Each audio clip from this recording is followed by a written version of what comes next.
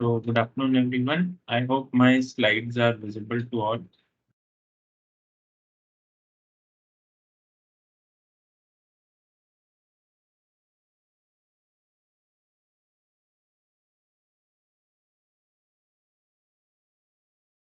So today we'll be starting with discussion in week 6. And before starting, I have received some concerns about the connection issues in Teams. So uh, like only two classes are left after this class. So we cannot change the platform now. But I request all of you to ask your friends also to go through the YouTube videos. These are all the YouTube videos are the recording of these sessions only. So if they have any doubt, they can ask in comments or in the discussion forum in the NPTEL website itself. Okay, there the doubts will be answered there itself. And if anyone is unable to speak in the session also, they can write in the comment box their doubts so that they will be clarified. So starting with the discussion week 6. So we'll start with the first question. So in Parkinson's disease, cells specifically of which of these regions in the brain starts dying? So the options are hippocampus, amygdala, substantia nigra, or visual cortex. Can anybody answer?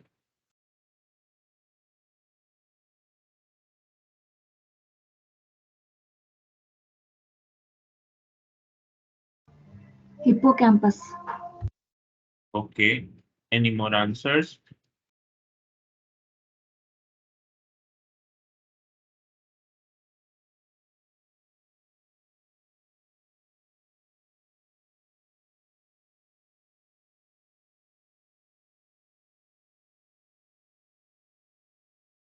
So here the correct answer is substantia nigra. Okay, so what happens in case of Parkinson's disease? There is significant degeneration in regions that are like regions in the brain called the substantia nigra. So first of all, what these regions are and what uh, functions they control in the brain.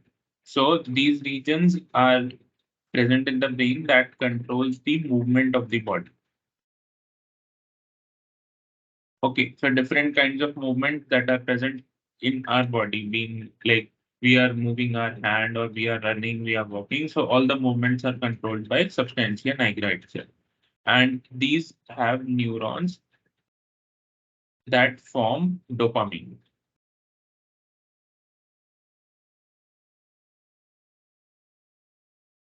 Okay, so here is the typical representation of the neurons that we have in the substantia nigra, and this release dopamine as a neurotransmitter that have different outcomes in different neurons. Okay, so what happens in basically in Parkinson's disease, these neurons start dying out. Okay, they start degenerating.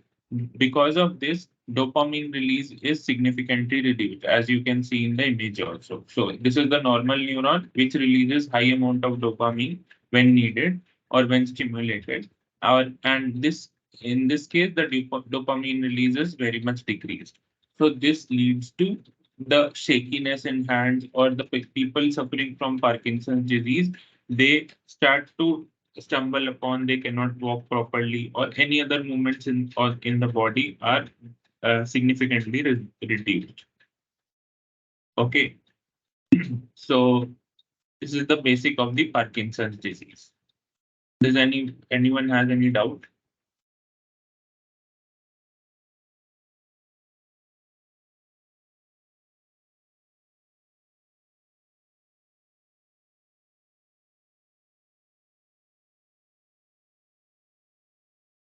Not, then we'll move on to the next question. So on dissociation of adult hippocampus, which of these is not observed? So we have to guess what of the following cells are not observed when we are dissociating the adult hippocampus? So can anybody guess the answer?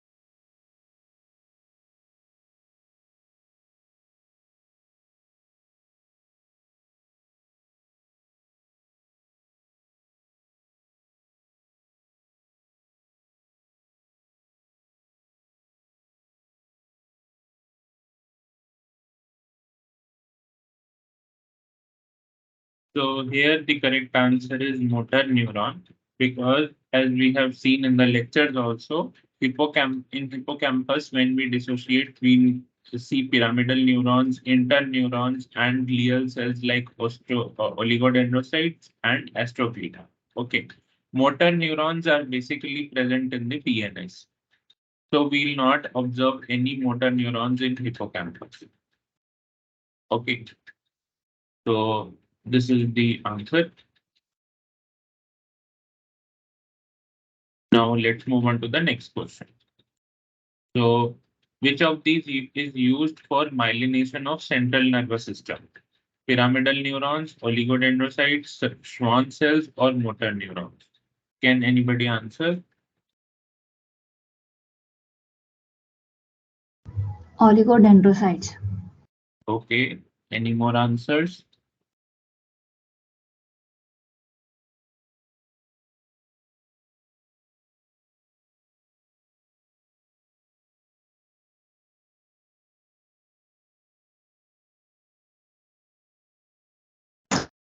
Option D, sir. Okay. So the correct answer is option B, oligodendrocytes. They are basically glial cells that helps in myelination of central nervous system. So how does an oligodendrocyte look like? So these type of cells that have various uh, extensions.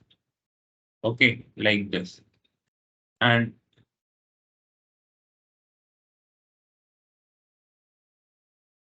these help in formation of myelin sheath along the neurons. So how they do it? This is the axons goes, and this is the oligodendrocyte present here. So what they'll do is they come up to this side and they release the sheath like this. And for the other side, what will they do? There will be another oligodendrocyte that have this extension, and like they will leave the sheath here like this. Okay, so in this way, they help in building the myelin sheath along the axon. Okay, so anybody has any doubt in this case?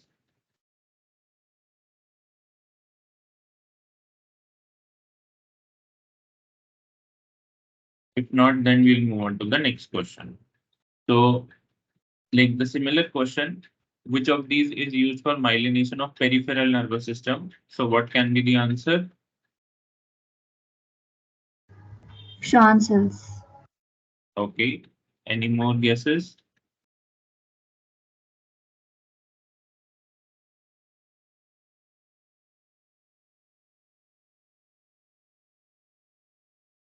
So yes, the correct answer is Schwann cells only. And like these cells are also a type of glial cells. Okay. And how do they help in making the myelin sheath? So in similar respect, suppose this is the axon of the neuron, and these are small cells as compared to oligodendrocyte. And what do they do is they come close to this. Okay, they just divide in large numbers, and then they come close to this. And then what do they do is they form a mesh-like structure here itself around the neurons. So, like for example, these four Schwann cells I am talking about. So first they'll come close to this, then they start like mixing up together and form a sheath-like structure around the axon. And same time, some Schwann cells here also will come. They will integrate themselves and then they form a sheath around the axon. Okay, so this is how they'll form a myelin sheath around the axon.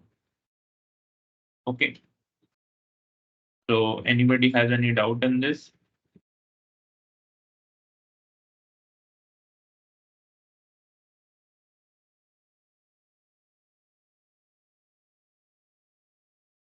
So let's move on to the next question. So which of these is not a type of glial cells? Pyramidal neurons, oligodendrocytes, Schwann cells, or astrocytes? Can anybody guess?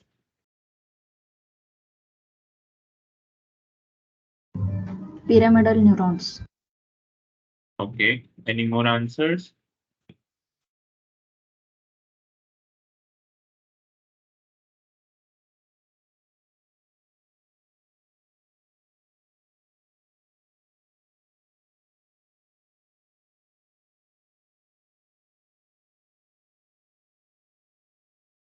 Yes, the correct answer is pyramidal neurons only.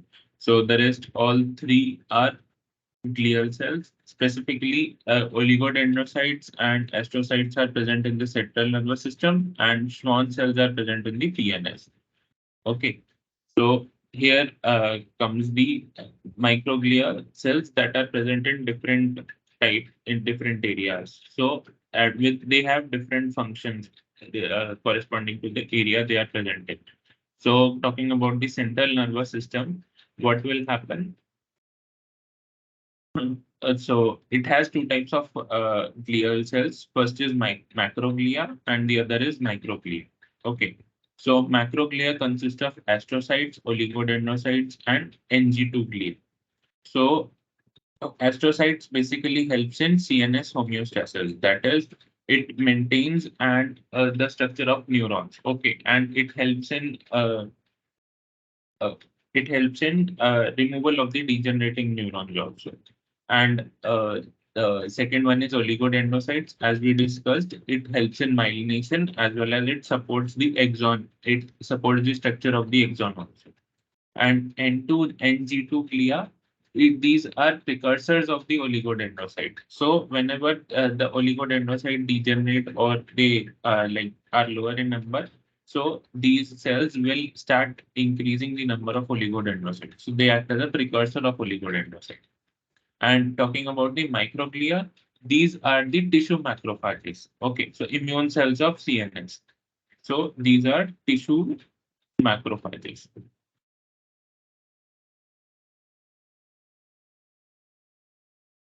that helps in if there is any infection or anything that protects the neuron cells are the microglia.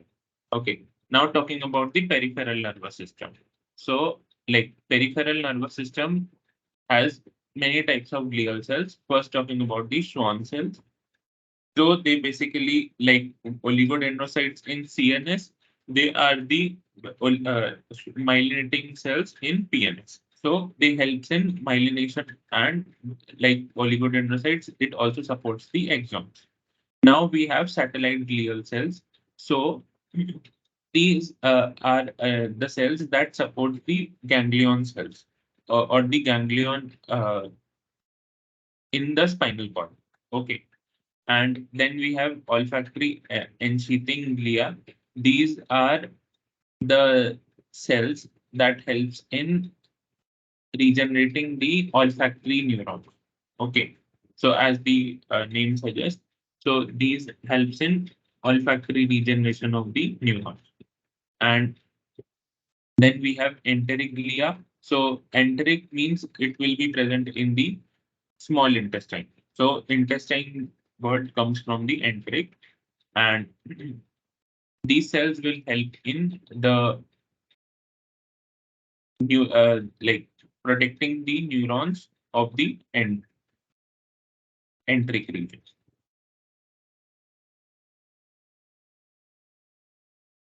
Okay, so these are the glia that are present in the peripheral nervous system, and these are the microglial cells that are present in the central nervous system. Okay, so anybody has any doubt in this case?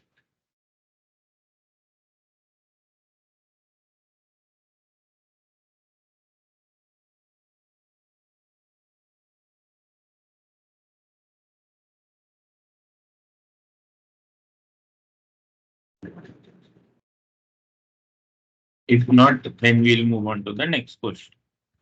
So which of these disease the myelination is destroyed? Can anybody guess?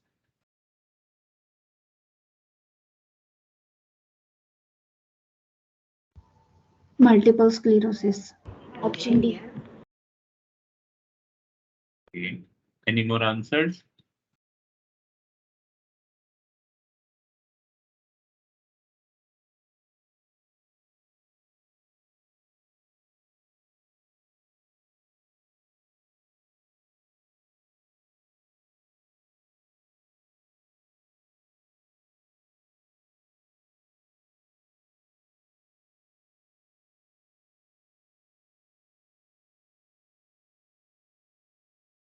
So the correct answer is option C, multiple sclerosis. So what happens is in this case, when the neurons are there, so when the neurons are there, so the immune system of our body, okay, they start acting upon the myelin sheath that we have. Suppose this is the axon that we have, and this is the myelin sheath. So the immune system start acting on the myelin sheath, leading to its degeneration. Okay. Now what happens is when myelin sheath will be removed, then the uh, insulating covering of the axon will be gone. So that will lead to many changes related to the electric thing of the neuron. Okay. So this is what happens in multiple sclerosis. And in case of Alzheimer's disease, this is the degenerative disorder. Neuronal degenerative disorder. So this can be due to various reasons, maybe genetic or maybe environmental. So this leads to the progressive degeneration of the neurons inside the brain. And retinopathy is the loss of photoreceptors,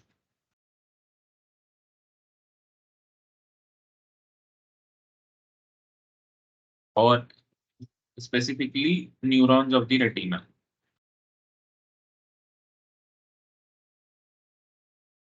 Okay, as the name suggests.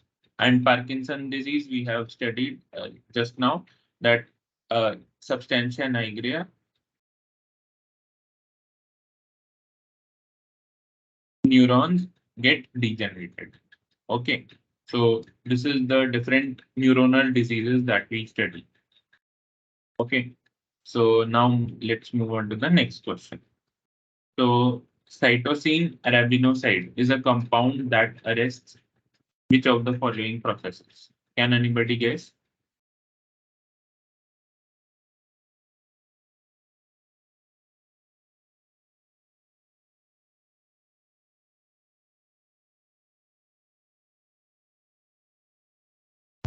Cell division.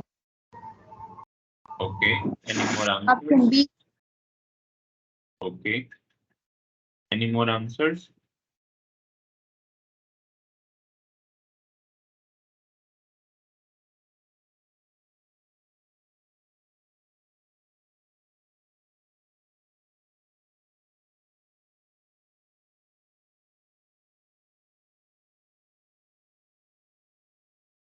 So yes, the correct answer is option B. And how does it do it? Cytosine arabinoside is, in short form, it is known as ARA-C. Okay, so it's a chemotherapy drug generally used for AML, that is amyloid leukemia. Okay, so what happens? How do we do it? Uh, it enters the cell and it is in the form of like CDP arabinocyte. Okay, so CDP is cytosine diphosphate. And what will happen? the uh, first the machinery inside the cell that helps in the regeneration of nucleotides. So that will convert it into CTP ribinosyl.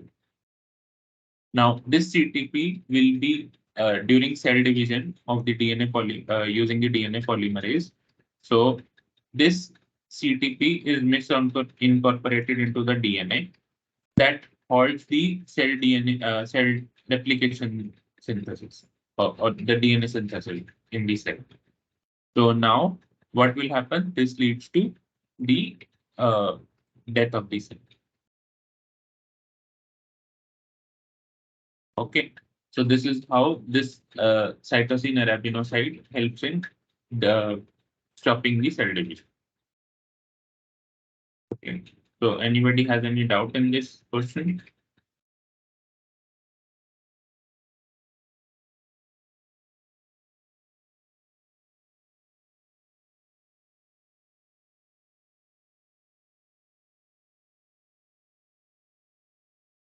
If not, then we'll move on to the next question. So the zone of neuronal axon where myelination is absent is called. Can anybody guess? Nodes of Ranvier. Okay, any more answers?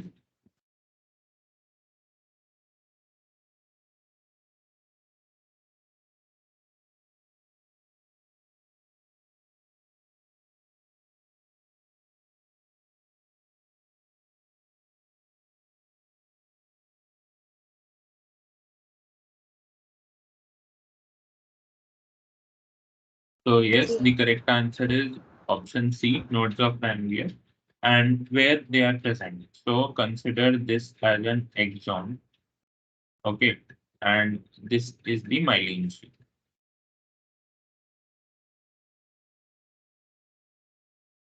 that can be formed by oligodendrocyte or the Schwann cells. So now these regions where the myelin sheath is not present, these are called as nodes of Ranvier. Okay, so these regions between the myelinated part of the axon are the nodes of Ranvier, and these regions are basically full of like high concentration of sodium transporters are present here.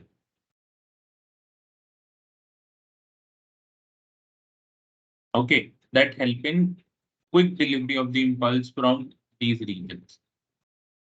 This is how it helps in induction of the impulse from one node of Ranvier to the other in case of the myelinated neurons. Okay, and talking about the options, so nephron and glomerulus are basically part of the kidney, and myelin sheath, as we have discussed, it's the sheath that we talk about the myelination in neurons respect. Okay, so let's move on to the next question. So BDNF stands for. Can you guess which of the following is correct?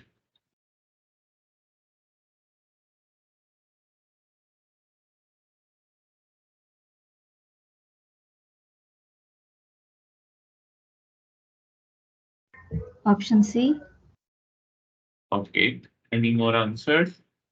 Option C. Brain derived growth factor. Okay.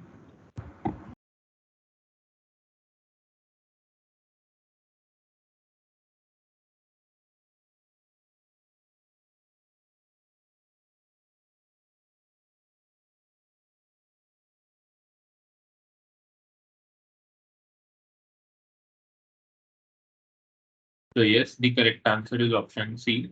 So BD and BDGF is basically uh, is a neurotrophin that helps in uh, development of the brain.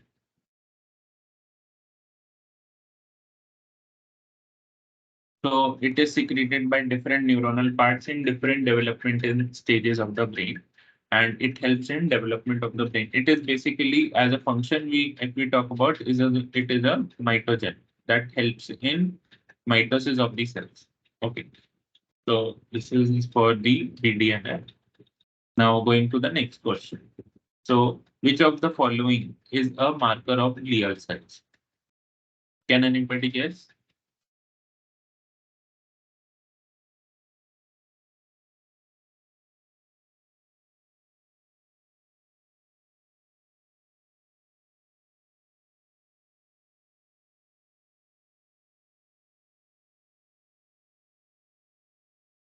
Option B, sir. And B. Okay. Any more guesses?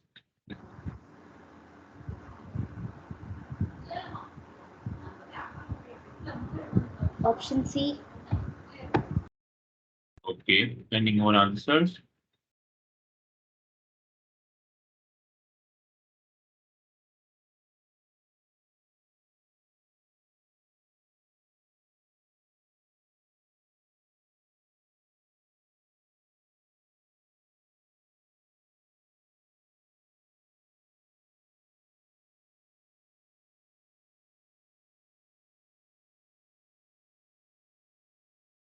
So the correct answer is option C. That is GFAP stands for glial. Glial fibrillary acidic protein. Yes. So glial.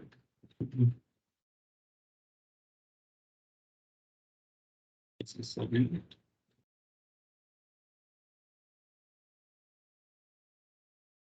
So it is basically present in every glial cell. Okay. So now what like whenever we choose any development, if we have to study any developmental stage or we have to study any treatment to specifically the neuronal cells. So we counter stain or we stain the particular regions with GFAP protein also that will help us to identify whether the immune cells in our body in the particular region has been increased or not because the glial cells are the immune cells. So whenever we are studying any neuronal processes, being it in the brain or any part of the CNS or the peripheral nervous system, okay, or any other region, for example, eye, nose, ear. Okay, so in every neuronal region, there will be some glial cell present that will be supporting the neuronal cells or and as well as they will act as a immune cell. So these two are the main function of the glial cells. So they basically support and immune. So whenever we study any of these processes, so we stain the cells with GFAP also. That will allow us to identify whether our treatment is correct or whether the treatment is like not giving any negative impact to the particular region or not. Okay. So that's why we stain with GFAP.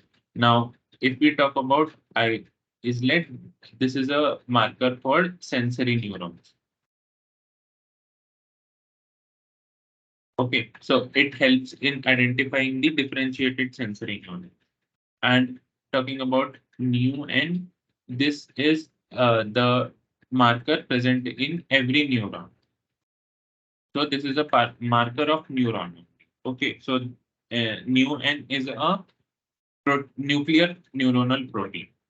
Okay, and NF150 is also a neuron marker that is present inside the nucleus.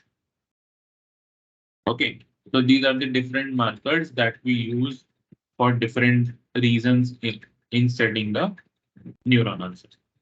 Okay, so anybody has any doubt in this case?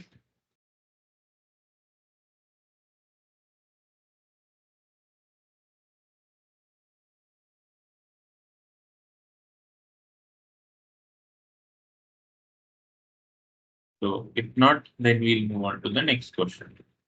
So the functions of myelin sheath include protection against electric shock to the neuron, helps in quick transmission of impulse through neurons, maintains the strength of the impulse through the axon, and all of the above. Can you guess the answer? All of the above. Okay. Any more answers? All of the above. Okay. Any more answers?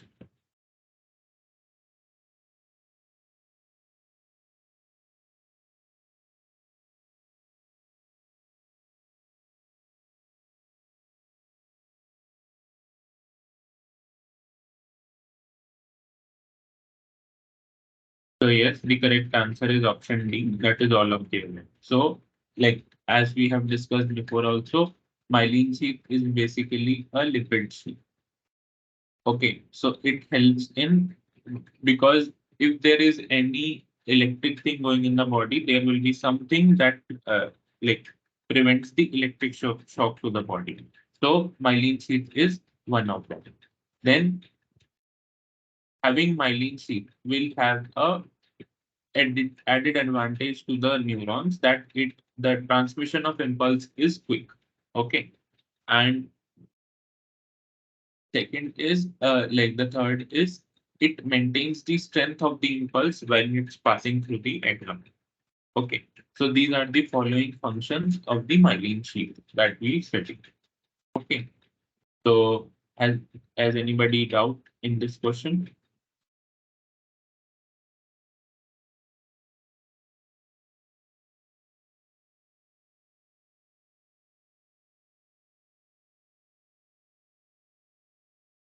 If not, then we'll move on to the next question.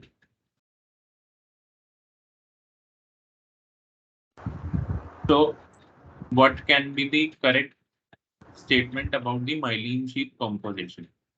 So, is it had lipid to protein ratio high or low, or they are equal? Lipid to protein ratio is 1, or myelin do not have any proteins, it's only the lipids. Can anybody guess the answer?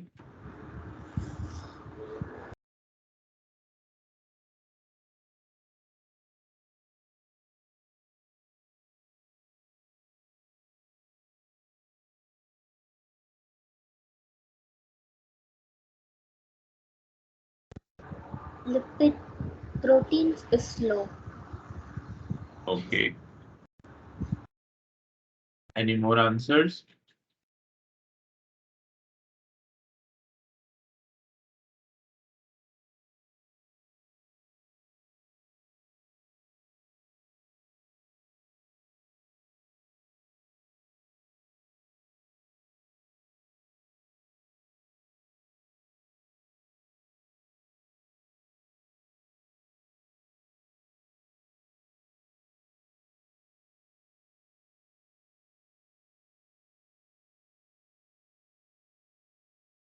So in this case, what happens if we talk about myelin? Okay. So myelin has two components mainly. It's a sheath, okay, like a membrane. So it will have lipids and proteins also. Okay. So this is a generic overview that I'm talking about. So myelin will have around 70% lipids and 30% protein. Okay, this is I'm talking about humans.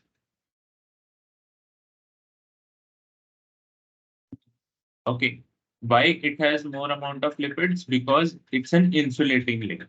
Okay, it protects from the electric shock, and it has some amount of proteins also. So when we talk about the lipid to protein ratio, then it will be high. Okay, so this marks because lipid is high as compared to the protein. So this the lipid to protein ratio will be high. So the correct option will be option A. Okay. So this is the like different lipids that are present in case of the myelin. And this is the difference in the PNS as well as CNS. There is some difference in composition as in the PNS as compared to the CNS. So as we can see, there is high amount of cholesterol present in case of the myelin. So cholesterol basically helps in maintaining the fluidity of the membrane.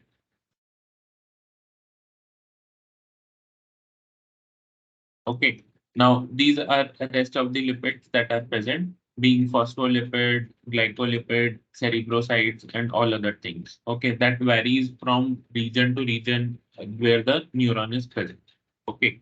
And if we are talking about the protein, it have mainly myelin basic protein and several other glycoproteins also that helps in identification of myelin.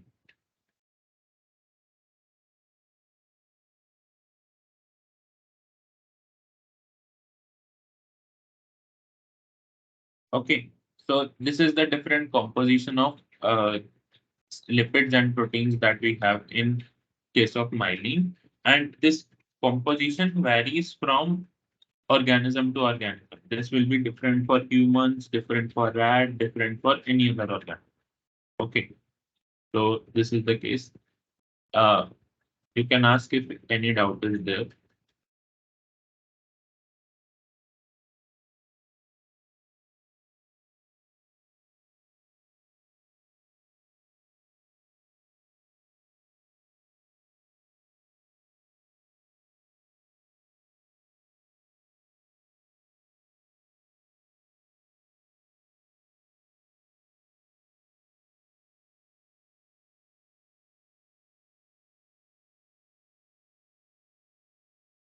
If not, then we'll move on to the next question. So, when do we isolate dorsal root ganglion and Schwann cells from the rat brain? So, E14 both, E15 and P1, E14 and P1, or P1 and E14. Can anybody guess?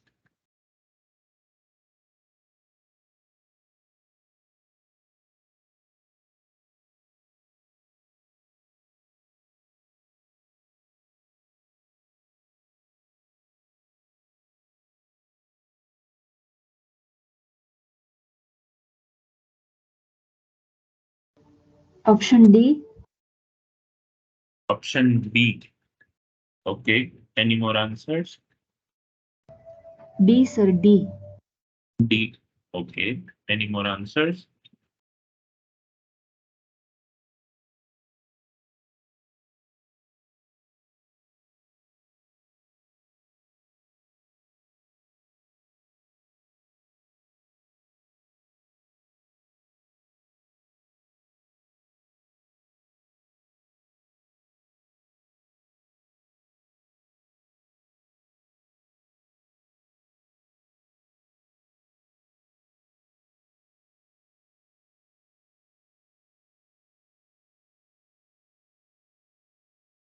So first we'll understand what this E and P means. So E means embryonic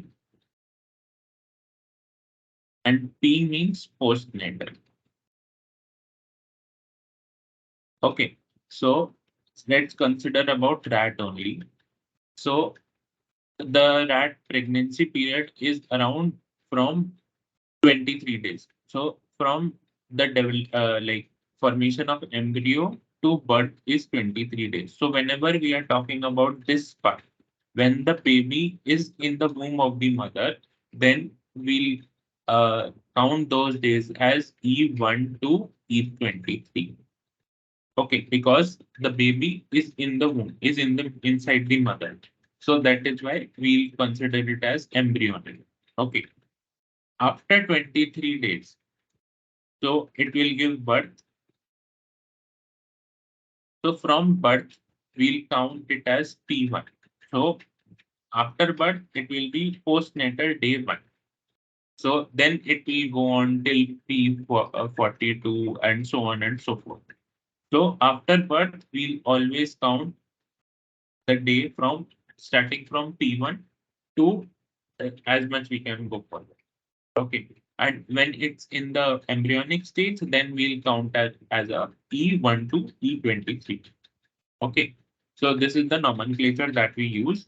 And talking about the root ganglion cells, sorry, dorsal root ganglion cells. So these are basically isolated in the embryonic condition. Okay, that too at E14, because these uh, neurons are developed in this case, and except for myelination.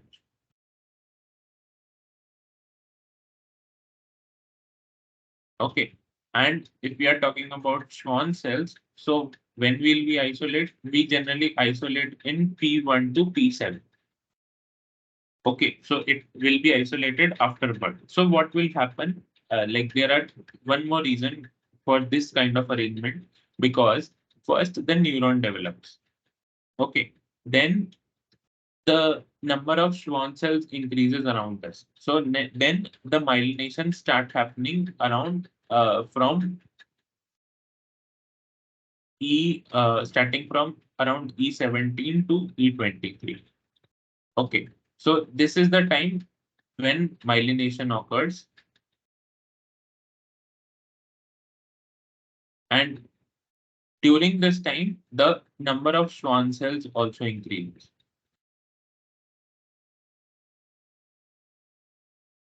Okay, so we don't want any Schwann cell contamination in our culture if we are studying the myelination itself in vitro. So that's why we isolate dorsal root ganglion at E14. And after that, when the Schwann cells number increase, so they generally are high during birth also. So we take the Schwann cells from that scenario. Okay, so the correct answer would be option C, E14 and P1. Okay. So anybody has any doubt in this question?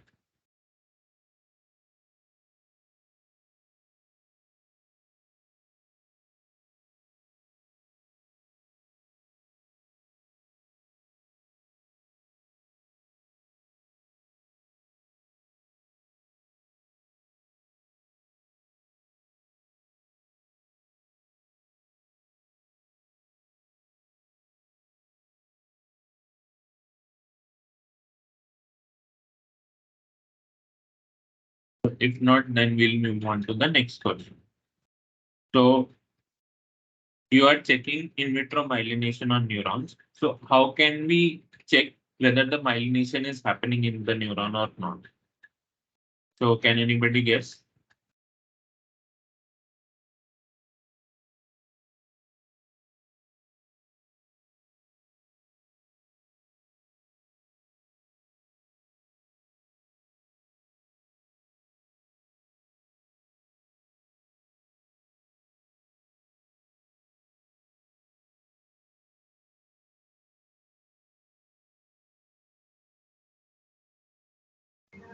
Option A, sir. Okay. Any more answers?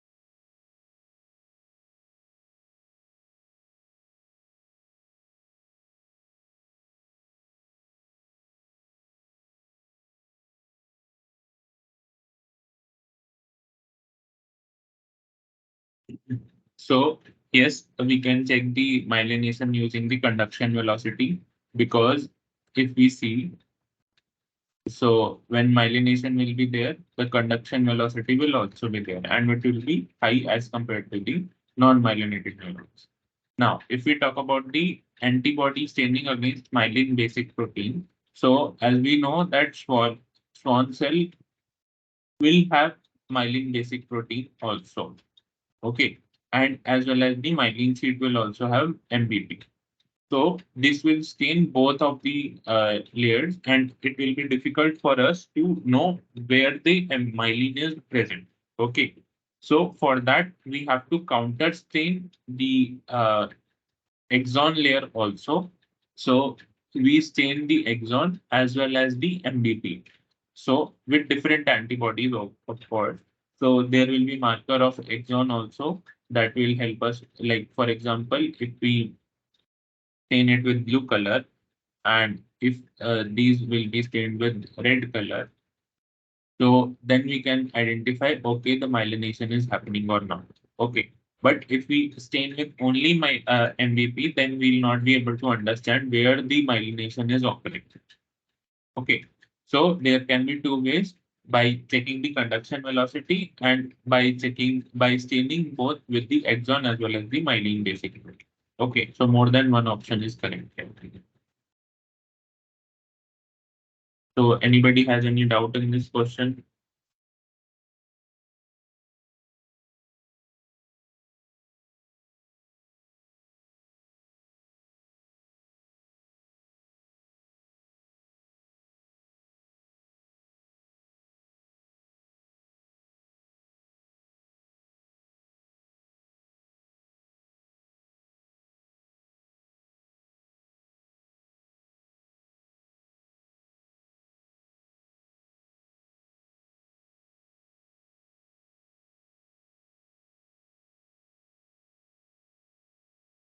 If not, then we'll move on to the next question. So the question says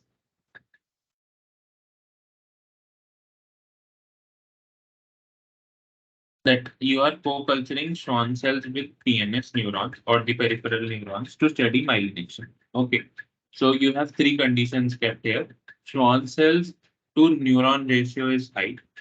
Okay. Or Schwann cells or neuron ratio is low. Or Schwann cells to neuron ratio is 1. That is, they are both equal. So in which of these cases myelination could be the highest? So can anybody guess?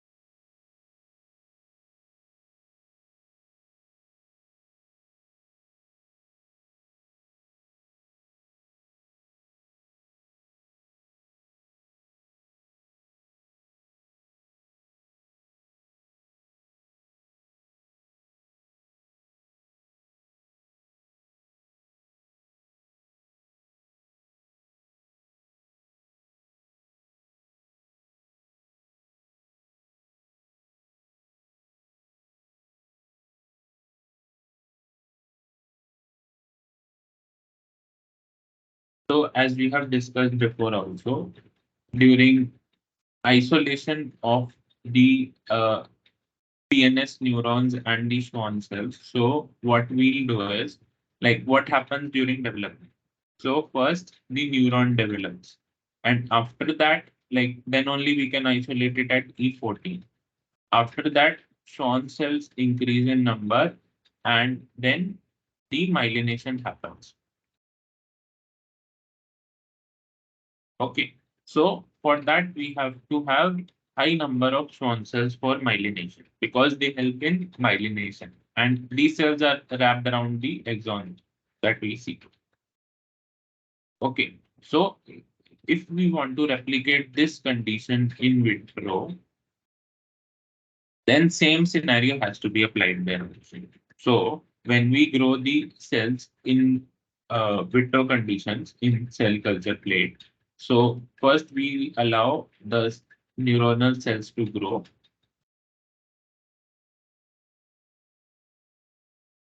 Okay, then we have to have Schwann cells there also. That will be in high number.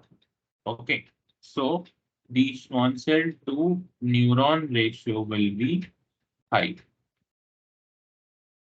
to get a proper myelination pattern around the neurons. Okay, but we cannot allow them to divide because that will hamper the growth of the neurons. So that's why we add antimitotic drugs also to stop the division of Schwann cells. Okay, so in this case, we have Schwann cells to neuron ratio high. So the correct answer is option B. If we keep the Schwann cells to neuron ratio low, that means the number of neurons as compared to Schwann cells will be high.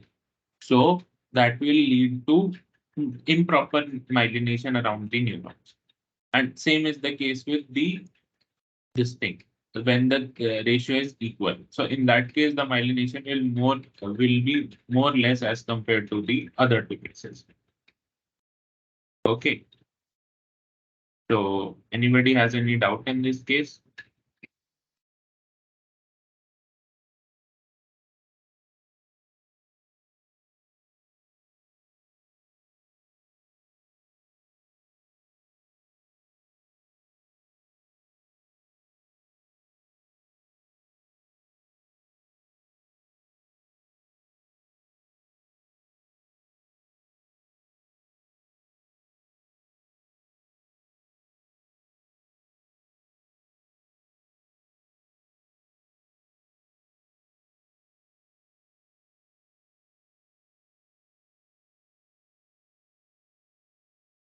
If not, then we'll move on to the next question. So you check for nerve conduction velocities in myelinated and non-myelinated neurons. For these two, which has the highest high conduction velocities? Can anybody guess?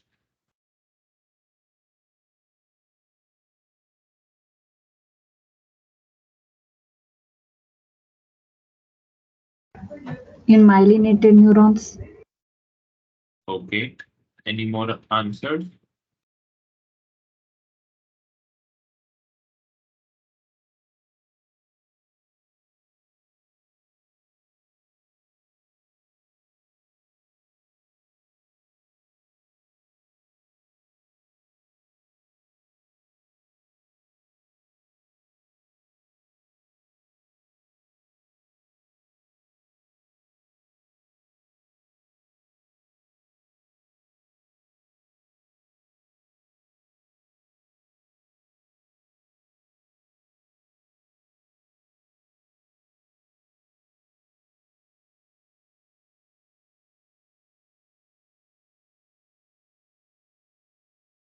So yes, the correct answer is option A.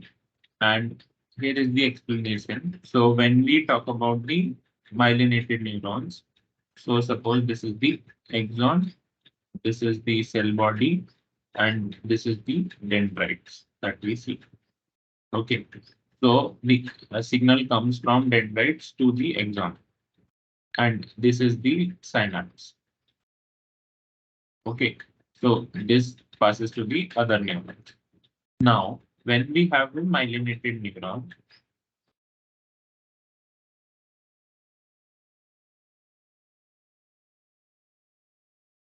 so these are the node of Ranvier that are rich in sodium transporter. So from here, the impulse will come.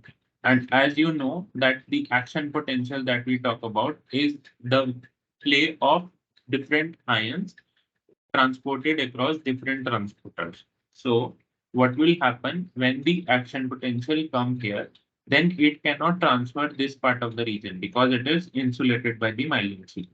So it will be transported directly to this part. Then from here, it will be directly transported to this part. From this to this to this. So this is how the action potential or the impulse passes through the myelinated axons. Okay, so this is the fastest way impulse passes through an axon. So when we are talking about the non-myelinated neurons, So what will happen in that case? So these are the dendrites, and from here the impulse will come. And what will they do? How do impulse pass here? So this will be in this form. Okay, so this is how the impulse will pass. So it will be passed from here till here, then here, then here. Likewise, it will be going on to the whole exon. This will take much time as compared to the myelinated neuron. That's why the now this is the conduction velocity of the neuron. Okay, so uh, like the impulse will be passed on from the axon very fast. So the conduction velocity will be high in this case, and the conduction velocity will be low in this case. Okay, so this is the basic difference and the simplest explanation that I can give for the myelinated and non-myelinated neurons. Okay, so anybody has any doubt in this question?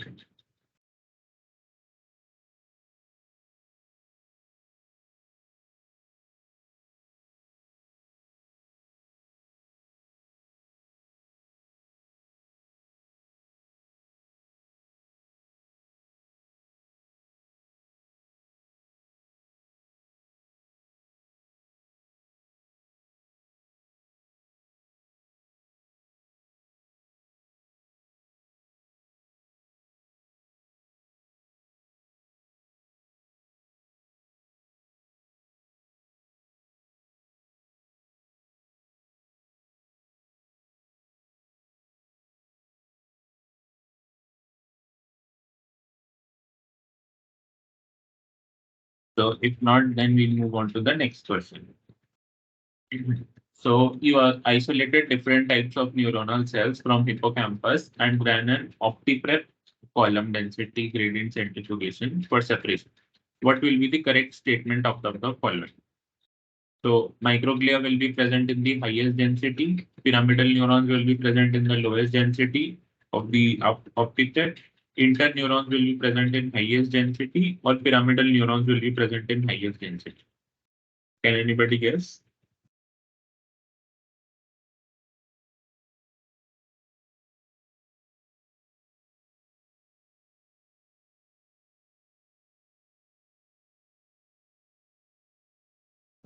Option C. Okay. Any more answers?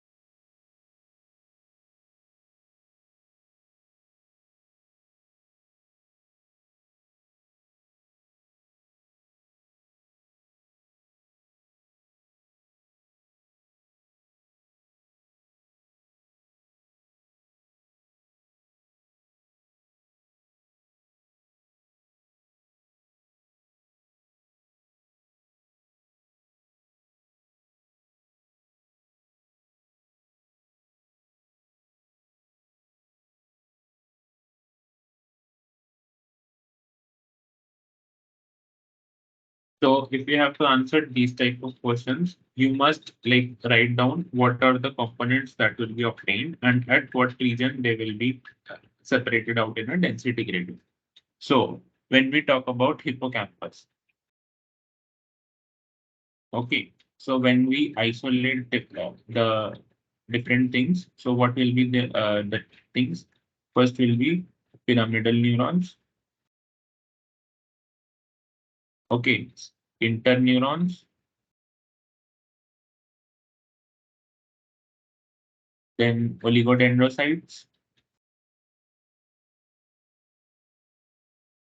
then we will have astrocytes or astroglia, and then we might have microglia.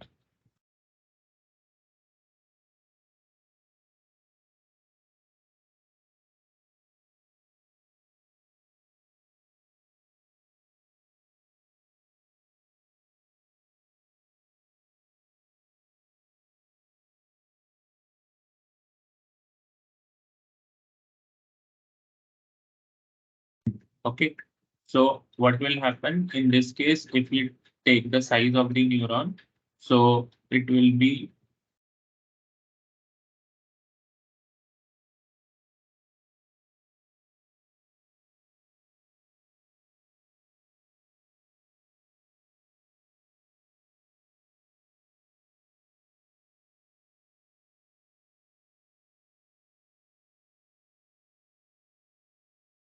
so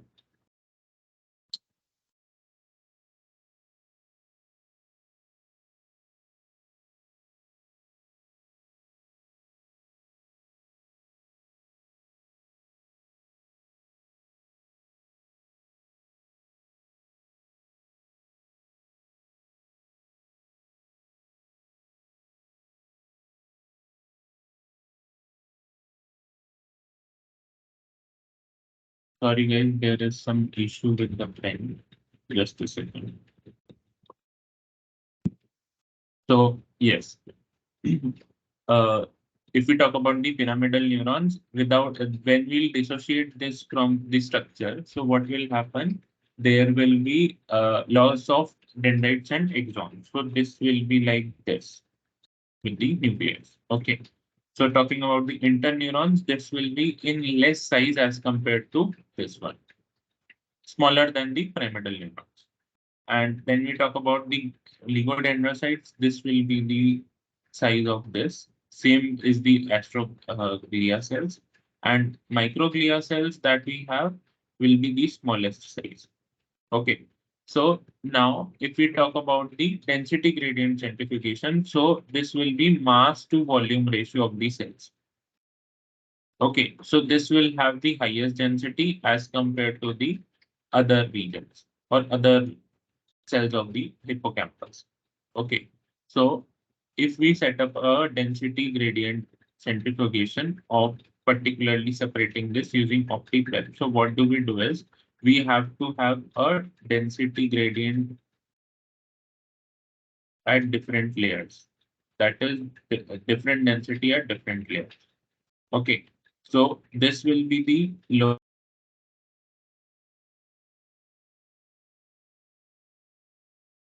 Okay, so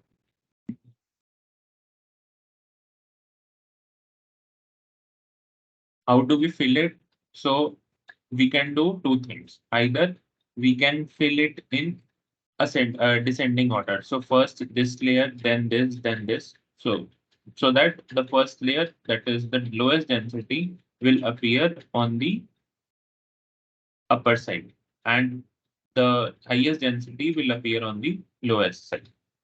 Okay. So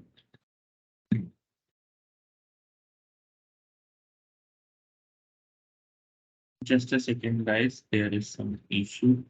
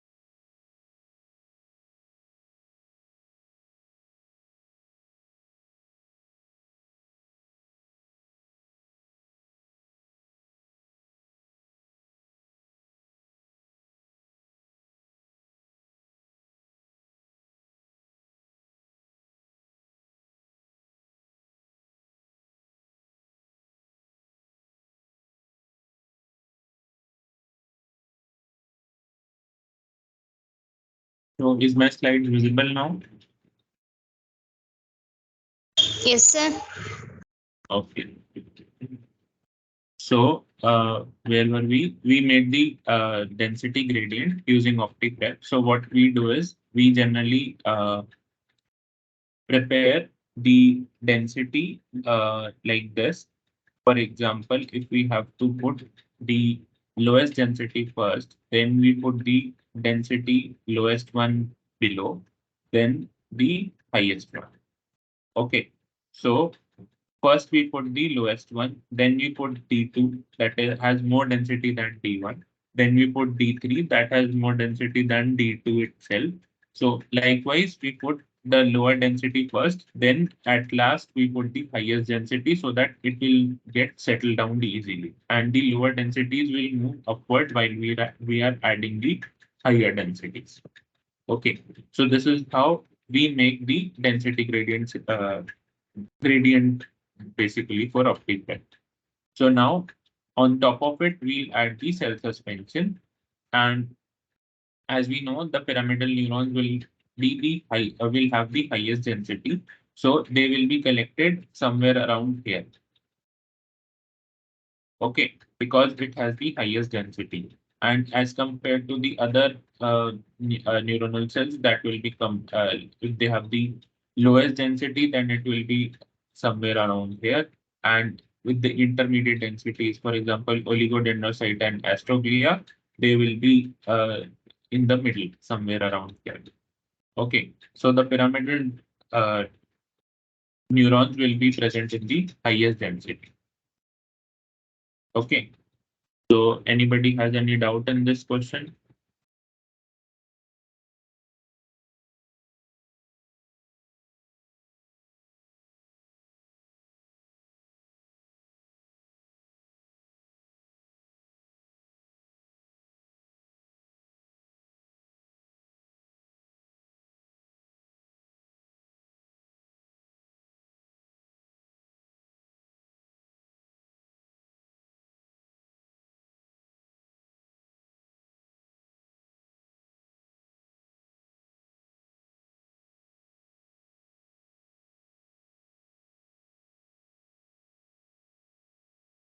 So if not, then we'll move on to the next question.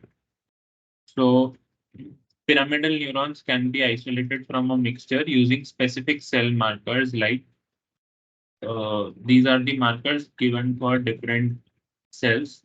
Can anybody guess what can be the marker for pyramidal neurons?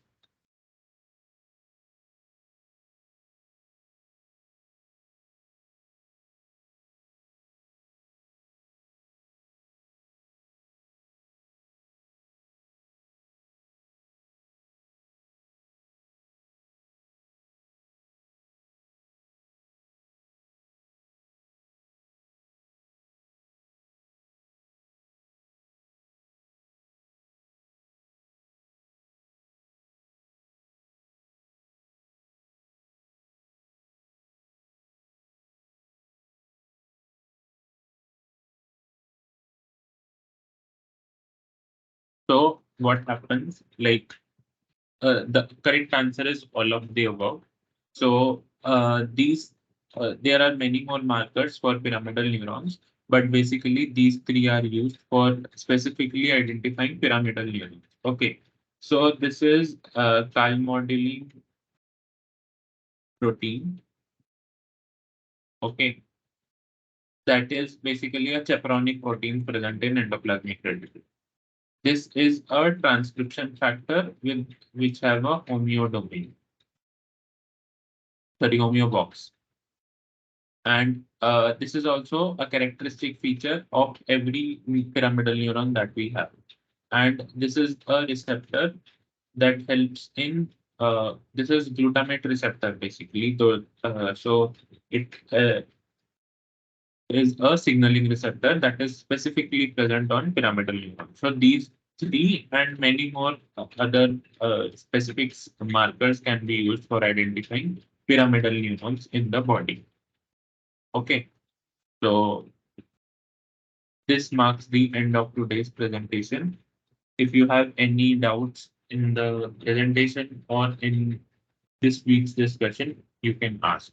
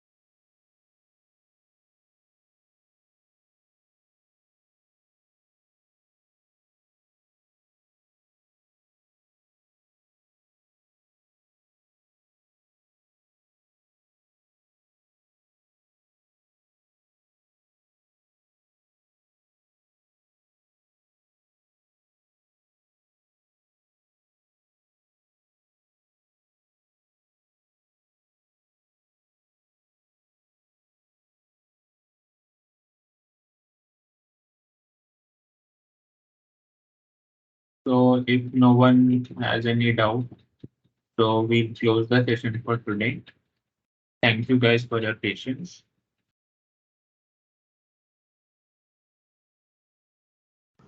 Thank you, sir. Thank you, sir.